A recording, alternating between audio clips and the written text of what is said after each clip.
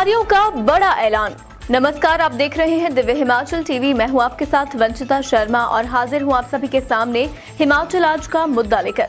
हिमाचल के सरकारी कर्मचारी एक बार फिर से सड़कों पर उतर आए हैं। मंडी के ठीक एक दिन बाद एनपीएस कर्मचारियों की ओपीएस बहाली के लिए रैली ऊना पहुंची। इस दौरान हजारों कर्मचारी सड़कों पर उतर आए। वहीं अब इन कर्मचारियों ने सरकार को दो टूक धमकी दे दी है। क्या ऐलान किया इन कर्मचारियों ने और अब क्या करने जा रही है सरकार? हम पहाड़ी में इसी पर चर्चा कर रहे हैं संजय अवस्थी और राजेश शर्मा। कर्मचारियों की सरकार को धमकी जी। आर पार के मूड में हिमाचल प्रदेश के कर्मचारी उतर आए हैं। चर्चा कर लेते हैं अवस्थी जी। कर्मचारियों ने सरकार के खिलाफ आज एक बार फिर मोर्चा खोल दिया है, फिर से हल्ला बोल दिया सरकार के खिलाफ मांगों को लेकर। अवस्थी जी, मसला क्या है? देखिए, कर्मचारी आंदोलन लंबे समय से चले हैं और समझ लीजिए कि लगभग 9 महीने होने वाले हैं जी, जब प्रदेश के मतलब हर कर्मचारी, हर वर्ग के कर्मचारी जो हैं वो किसी न किसी तरह आंदोलन में हैं, किसी न किसी तरह से निराशा अपनी झलका रहे हैं। सही है। आज जिस घटनाक्रम की आप बात कर रहे हैं वो लगातार दूसरा दिन है जी। ये जो न्यू पेंशन स्कीम में जो लोग इन्वॉल्व हैं जिनको न्यू पेंशन स्कीम में शामिल किया गया है वो लोग आंदोलन में हैं जी। कल मंडी में थे, आज ऊना में। और ये कोई छोटी घटना नहीं है जी। बहुत बड़ा वर्ग है और इस वर्ग का आंदोलन में कूदना सरकार के लिए जी, व्यवस्था के लिए खतरे की घंटी है। सही है। आज भी ऊना में बहुत बड़ी रैली हुई है। बिल्कुल। और इस रैली का नेतृत्व जो है वो प्रदीप ठाकुर ने किया है जी, अध्यक्ष हैं अध्यक्ष के जी। और एकमात्र डिमांड है कि उन्हें एनपीएस से हटाकर ओपीएस में शामिल करिए जी। बहुत हद तक जेन्युइन डिमांड है, बहुत जायज़ है कि बुढ़ापे में अगर आप किसी को रोटी नहीं देंगे, उसकी दवा दारू का इंतजाम नहीं करेंगे, बिल्कुल, तो मुसीबत समझो सामने है जी। इसलिए ये सारा कर्मचारी वर्ग आंदोलन में है और आज भी इन्होंने सरकार की आंखें खोलने के लिए बहुत बड़ी रैली की है जी। और ये अब हर जगह, हर जिले में जाके अब आने वाले समय में तो ये आंदोलन और उग्र रूप लेगा। बिल्कुल, हम देखेंगे इसको जी। देखिए, ऊना के आज इन्होंने रैली निकाली। अवस्थी जी, आपने जैसा बताया कि पेंशन संकल्प रैली, ये प्रदेश भर में ये रैलियों का आयोजन कर रहे हैं, कर्मचारियों को जगाया जा रहा है। और शिमला में जो एक बहुत बड़ा आंदोलन आने वाले दिनों में होने जा रहा है उसको लेकर ये पूरे संगठन को एक कर रहे हैं, एकजुटता का परिचय दे रहे हैं।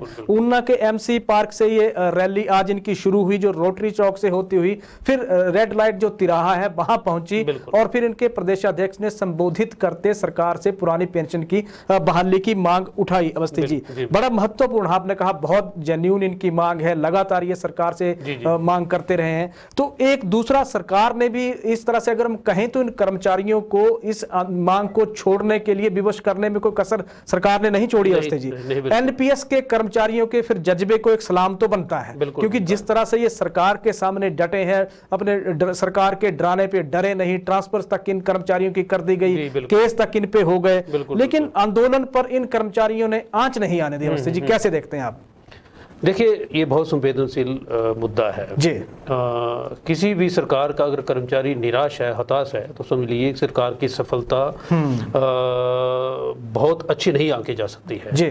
कर्मचारी वर्ग ही है जो सरकार की नीतियों को टॉप से लेकर बॉटम तक इम्प्लीमेंट करेगा। बिल्कुल, बिल्कुल। अगर वही कर्मचारी आंदोलन में व्यस्त है और निराश है, हताश है, तो समझ लीजिए सरकार के लिए भी एक चुनौती है। सही है जी। और सरकार के लिए एक अलार्म है।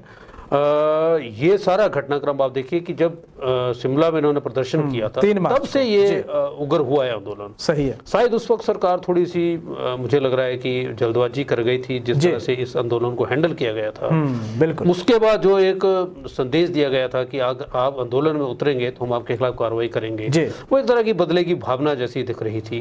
मुझे लग रहा था कि इस केस को, इस मुद्दे को, इस मसले को बहुत अच्छे तरीके से हैंडल किया जा सकता था। उस स्थिति में जब पता है कि बहुत से गैर भाजपा शासित जो राज्य हैं वो न्यू पेंशन स्कीम को इग्नोर कर चुके हैं जी। बिल्कुल, बिल्कुल। पुरानी पेंशन की बहाली का बिल्कुल कर दी है। राजस्थान, झारखंड, छत्तीसगढ़, 3 राज्य उदाहरण है। बिल्कुल, बिल्कुल। पंजाब ने घोषणा की है वो इसको लागू करेंगे जी। तो हिमाचल में चूंकि चुनावी वर्ष है, 3-4 महीने बाद चुनाव होने वाले हैं। सही है। अगर इस दौरान भी इस तरह के आंदोलन चलेंगे और सरकार वहाँ गंभीरता नहीं दिखाएगी जी, मजबूरियां हो सकती हैं, राजनीतिक भी हो सकती हैं, आर्थिक भी हो सकती हैं जी। भाजपा की सरकार है, बहुत आसान नहीं है सरकार को प्रदेश में इस तरह की कोई भी घोषणा करना, क्योंकि ये राष्ट्रीय नीति का विषय है, पर फिर भी ऐसे मसलों को बड़े तरीके से हैंडल किया जा सकता है और सरकार को यहाँ थोड़ी सी बुद्धिमत्ता दिखानी पड़ेगी, एग्रेशन उग्रता के बजाय। बिल्कुल, एग्रेशन और उग्रता के बजाय बुद्धिमत्ता का अगर परिचय दें तो शायद ये केस हैंडल हो सकता है आसानी के साथ। जज्बे को सलाम इसलिए भी बनता है अवस्थी जी, क्योंकि एनपीएस के जितने भी ये पदाधिकारी हैं, जिसमें प्रदेश अध्यक्ष चाहे प्रदीप ठाकुर हो, चाहे भरत शर्मा हो, चाहे फिर इनके जिला अध्यक्ष जिसमें कई सारे नाम हैं, वो इस संगठन के हों। वो ये देखिए कि पिछले कल मंडी में रैली थी, रातों रात वहां से चले ऊना पहुंच गए, इससे पहले चंबा से लेके सिरमौर तक रैलियां हुई, आने वाले दिनों में शिमला की रैली प्लानिंग में है। तो रातों रात ये सफर तय करके सैकड़ों किलोमीटर का फासला तय करके बिल्कुल संगठन को चार्ज कर रहे हैं। बहुत अच्छी रणनीति बनाई है, लोगों ने बनाई है जी। अब छुट्टी के दिन बिल्कुल बिल्कुल सरकार भी कार्रवाई ना कर पाए, ये भी शायद एक कारण है। आने वाले दिनों में देखिए, महीने में 4 संडे कंफर्म है, एक सैटरडे, एक आध और अवकाश बन जाता है, लगभग 6, तो इसका लोग कम से कम 6 बड़े आंदोलन हर महीने हमें देखने को मिलेंगे। बिल्कुल बिल्कुल लगातार चले हुए हैं। पर अब तो सरकार को इन्होंने खुली चुनौती दे दी है अवस्थी जी, और खुली चुनौती तो ये है कि ओपीएस दो और वोट लो। आपको क्या लगता है कि ये कर्मचारियों या इन कर्मचारियों की ये जो खुली चुनौती है, ये आने वाले दिनों में या आने वाले इन चुनावों में कितना प्रभावित कर पाएगी? क्योंकि वोट बैंक बहुत ज्यादा है हिमाचल प्रदेश में कर्मचारी वर्ग। देखिए, जो वोट लेने के लिए इन्होंने एक तरह की ये नई रणनीति जो है उसकी घोषणा की है जी, उसके 2 पहलू हैं जी। जैसे आपने बात की कि बहुत बड़ा वर्ग है, मैं बिल्कुल सहमत हूँ, बहुत बड़ा वर्ग है, उनके परिवार हैं, इनके आगे रिश्तेदार हैं, बिल्कुल बिल्कुल, उनके चाहने वाले हैं, तो सारे किसी न किसी रूप में प्रभावित होते हैं और वो सरकार की नीतियों या भविष्य में जो चुनाव है उसको प्रभावित कर सकते हैं। सही है जी, और वो होगा भी। अगर सरकार इनकी मांग को पूरा नहीं करती है तो वो होगा भी, ऐसा दिखता है जी। पर दूसरी तरफ चूंकि सरकारी कर्मचारी हैं, तो मुझे लगता है कि एक तरह की ब्लैकमेलिंग है जी। दूसरा पहलू है, हाँ, दूसरा पहलू ये है कि अगर आप ऐसी हमारी जो डिमांड है उसको पूरा नहीं करते हैं तो हम आपके खिलाफ वोट करेंगे। मुझे लग रहा है कि वहाँ वो सरकार की देखिए बहुत सी चीज़ों के साथ वो बंधे हुए हैं, उनके कोड ऑफ कंडक्ट्स हैं, उनको किस तरह का आचरण उनको दिखाना है, सरकार की नीतियों को किस तरह से इम्प्लीमेंट करना है, तो सरकार के खिलाफ वो खुला इस तरह का विद्रोह करेंगे तो वो सरकार के लिए या उनके लिए भी बहुत अच्छी बात नहीं होगी। लेकिन सबसे महत्वपूर्ण पहलू ये है कि बात डिमांड इनकी बहुत जायज़ है, उसके लिए अब ये हर जिसको बोल सकते हैं कि हर सीमा लांघने के लिए तैयार बैठे हैं। बिल्कुल, अब आने वाले समय में तो ये आंदोलन और उग्र होने वाला है जी। जैसे जैसे चुनाव आएगा या जैसे जैसे जिस तरह से मोबिलाइज कर रहे हैं अपने कर्मचारियों को, उनके रिश्तेदारों को, आने वाले दिनों में तो ये आंदोलन और भी उग्र होगा। आपने कल मंडी में देखा होगा कि बिल्कुल ये कोई अकेले नहीं आए थे। सही है, सही है। अगर पत्नी सरकारी कर्मचारी है तो पति साथ में था, बिल्कुल, पति सरकारी कर्मचारी है तो पत्नी साथ में थी।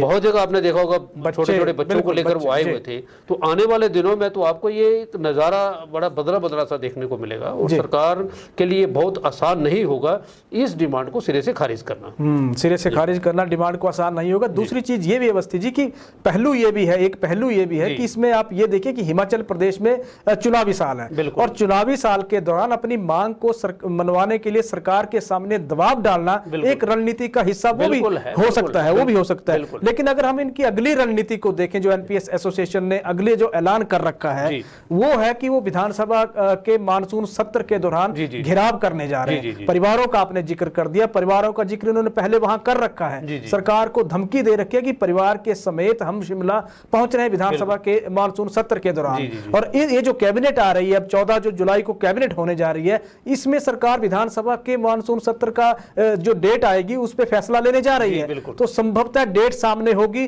फिर रणनीति इनकी क्या होगी ये देखने वाली बात होगी। लेकिन दबाव क्या लगता है आपको काम करेगा?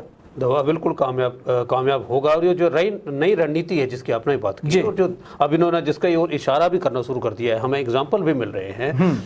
पिछली बार विधानसभा का जब ये घेराव करने निकले थे तो इन पे थोड़ी बहुत सख्ती की गई थी जी, बिल्कुल। पर इस बार वो सख्ती करना उतना आसान नहीं होगा। बाल बच्चों के साथ अगर ये होंगे तो ये सख्ती इतनी आसान नहीं होगी कि आप बच्चों के ऊपर पानी की बुछारें करेंगे, लाठियां बरसाएंगे, संभव नहीं होगा सरकार के लिए। बिल्कुल बहुत मतलब बोल सकते हैं कि सरकार के लिए एक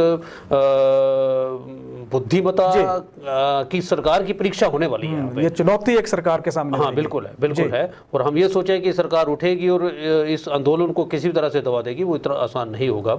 और आने वाले दिनों में तो ये और मुश्किल हो जाएगा। बिल्कुल। और विधानसभा का घेराव अगर करने निकले हैं तो ये आप समझिए कि अभी लगभग 1 महीना है मानसून सत्र के लिए हिमाचल सरकार के, और तब तक इनकी रणनीति जो होती शायद वो सारे प्रदेश में बहुत विशाल तरीके से, बहुत सभ्य तरीके से, सुलझे हुए तरीके से वो अप्लाई कर देंगे।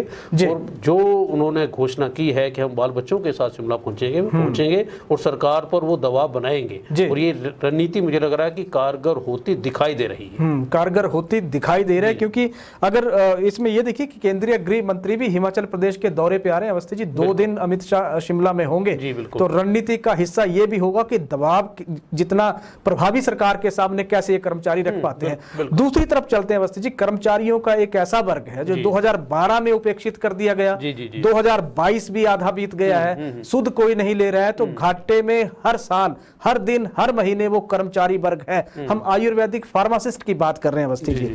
सरकार से खफा नजर आ रहे हैं आजकल, क्या मामला है इनका? देखिए, ये जो अभी 6th पे कमीशन जो हिमाचल में लागू हुआ है जी, उसमें ये वर्ग बिल्कुल नजरअंदाज है। सही है। हिमाचल सरकार चूंकि पंजाब का जो पे स्केल जो भी है, जो पंजाब की जो नीति है वेतनमान से जुड़ी, उसको तो टोटली फॉलो करती है, उस कमीशन को फॉलो किया जाता है। और पंजाब में ऐसा माना जाता है कि जो फार्मासिस्ट के जो कुछ एक वर्ग हैं, जैसे वो ANM वगैरह है, ANM और फार्मासिस्ट, वो वहाँ है ही नहीं।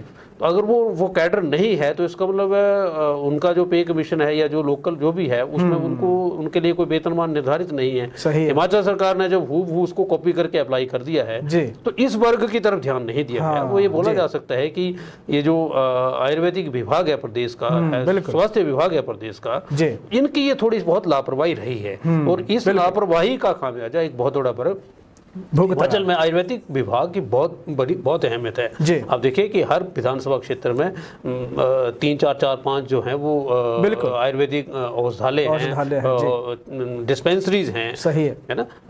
तो इस वर्ग की अहमियत को नजरअंदाज नहीं किया जा सकता। सरकार को इस दिशा में तुरंत हरकत में आना चाहिए और इस वर्ग को तुरंत संबोधित करना चाहिए, बिल्कुल, है ना। इसके साथ आप देखिए कि दूसरे जो HRTC के जो कंडक्टर और ड्राइवर हैं वो आंदोलनरत हैं, उनका नए जो वेतन मान जो लागू हो रहे हैं, उनकी जो बेसिक है वो कम हो गई है। जी बिल्कुल। तो ये सारी चीजें हैं जिन पे सरकार को बहुत जल्द बहुत गंभीरता से ध्यान देना पड़ेगा। वैसे 12 जुलाई पास आ रहा है अवस्थी, कंडक्टर ने हड़ताल की धमकी दे दी है सरकार को, बिल्कुल। तो अभी देखते हैं उस पर फैसला क्या होता है। लेकिन आयुर्वेदिक जो फार्मासिस्ट जो बोल रहे हैं वो इतनी सी डिमांड सरकार के सामने रख रहे हैं कि एलोपैथिक फार्मासिस्ट को जो आप स्केल दे रहे हैं उनके बराबर आयुर्वेदिक आप कर दीजिए, बात खत्म हो गई। पंजाब की गलती का खामियाजा कॉपी करके आप हिमाचल के आयुर्वेदिक फार्मासिस्ट के सिर पे थोप देंगे तो फिर परिस्थितियां तो खराब होती जाएंगी इन कर्मचारियों के नजरिए से। एरियर का क्या बना अवस्थी जी, गाड़ी कहां फंसती हुई नजर आ रही है आपको सरकार के सामने जिस तरह की चुनौतियां हैं? और कर्मचारियों का इंतजार लग रहा है लंबा होता जा रहा है, पेंशनर तक अब मांग उठाने लगे हैं। बिल्कुल, देखिए एरियर लगभग 3 महीने से इस पर एक लंबी चर्चा सरकार की स्तर पे हो रही है। जी, सरकार के लिए इस वक्त बहुत बड़ी चुनौती है इस एरियर को रिलीज करना। ऐसा लगता है कि सरकार इंतजाम तो कर रही है, सरकार को इंतजाम करने के लिए स्पष्ट दिखाई दे रहा है कि उसको ऋण लेना पड़ेगा जी, और ऋण की व्यवस्था भी है। इस नए फाइनेंशियल ईयर का जो पैकेज है ऋण का वो भी तय हो चुका है। सही है। तो मुझे लग रहा है कि आने वाले दिनों में ये एरियर जो था उसके रिलीज होने की संभावना है जी। ऑलमोस्ट फाइनल स्टेज पे है, सरकारी स्तर पे फाइल्स लगभग क्लियर हैं और मुझे लग रहा है कि 1-1.5 महीने में एरियर सबको मिल जाएगा। बिल्कुल, एरियर मिल जाएगा। चलो, राहत की उम्मीद थोड़ी सी कर्मचारियों और पेंशनरों के लिए है, लेकिन कहा जा रहा था कि जून महीने में भी सरकार एक किस्त देने जा रही है, जी। उस किस्त का कुछ हुआ नहीं, मिला नहीं, तो कर्मचारियों को थोड़ा सा भरोसा शायद अब थोड़ा सा डगमगाने लगा है उनका। अभी 14 जुलाई को कैबिनेट आ रही है, सरकार देखते हैं उसमें फैसला लेती क्या है अवस्थी जी। नए पे कमीशन तो सरकार ने नया पे कमीशन तो जारी आप देखिए कर दिया है, लेकिन जिस तरह की एनॉमलीज सामने आ रही थी उनका भी निपटारा भी हो रहा है। कुछ केसेस ऐसे हैं जो फंसते हुए नजर आ रहे हैं, फंस के एक तरह से रह गए हैं। लेकिन आप ये देखिए कि जो नए पे कमीशन के जो भत्ते मिलने हैं, अलाउंसेस जो कर्मचारियों को जारी होने हैं, सरकार वो कब देगी? अभी तक पुराने ही दिए जा रहे हैं, 7 महीने हो गए इस साल 2022 के भी। क्या कहेंगे? हाँ, देखिए अलाउंसेस पे भी काफी चर्चाएं हो चुकी हैं, बहुत लंबे समय से कर्मचारियों ने इस विषय को उठाया है और उनके जो प्रेशर ग्रुप्स हैं, जितने भी कर्मचारी संगठन हैं, उन्होंने सरकारी स्तर पे इसको मसले को बार बार संबोधित किया है। मसला वही है, जैसे ही ईयर का फाइनल होता है, ये वेतन भत्ते जो भी हैं आपके उस तरह से वो भी रिवाइज हो जाएंगे जी, रिवाइज हो जाएंगे। दूसरी चीज, नौकरियों का पिटारा जिस तरह का पुलिस भर्ती का चला हुआ अवस्थी जी, 1334 पदों के लिए राहत की खबर उन युवाओं के लिए है जिन्होंने ये पुलिस भर्ती का एग्जाम दिया था। आज उसका नतीजा निकल गया है और 69,405 उम्मीदवार रिटन इस टेस्ट में बैठे थे, जिनमें से आज जो रिजल्ट जो जारी किया गया उसमें 12,336 प्रत्याशी उत्तीर्ण घोषित कर दिए गए हैं और इनका जिनमें से 9,629 पुरुष हैं और 2,707 इसमें महिला कैंडिडेट हैं। और ये जो सारा रिजल्ट है पुलिस की वेबसाइट पे, ये citizenportal.hp.police.gov.in पर ये पूरा रिजल्ट वहां पे है। थोड़ी सी राहत की खबर उन युवाओं के लिए है, खुशखबरी उन युवाओं के लिए है जो पुलिस भर्ती के इस नतीजे का इंतजार कर रहे थे।